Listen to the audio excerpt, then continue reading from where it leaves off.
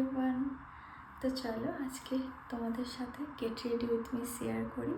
Gate ready with me for Akshaya Tritiya. চলো ready হওয়া যাক। আজকে আমি পরছি এই সুন্দর পিঙ্ক কালারের শাড়িটা, তার সাথে একটা স্লিভলেস ব্লাউজ রেড কালারের। তো এই সুন্দর শাড়িটা, এটা আই থিঙ্ক একটা কটন শাড়ি, মলমল শাড়ি। গরমের জন্য এটাই পারফেক্ট। মানে আমি এখন দুপুরবেলা যাবো, তো দোকানে পুজো আছে, তো চলো এটা পরা যাক। শাড়ি পরা ডান, এবার মেকআপ করা যাক। স্কিন কেয়ার হয়ে গেছে, জাস্ট আমি সানস্ক্রিনটা লাগাবো। তো আমি বেশি কিছু মেকআপ করছি না, কেন কি রোদে যাব, মানে দুপুরবেলা যাচ্ছি। তো জাস্ট একটা ব্লাশ লাগাবো।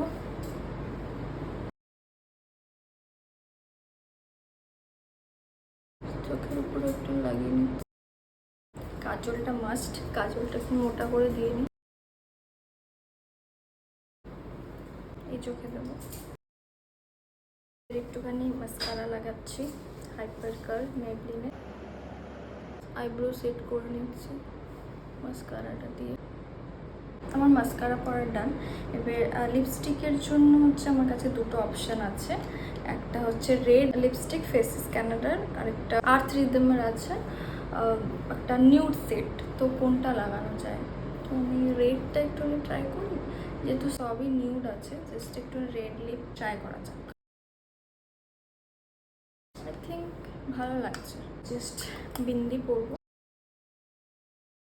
আমি অলমোস্ট পুরো রেডি হয়ে গেছি, চুল ফুলও বেঁধে নিয়েছি।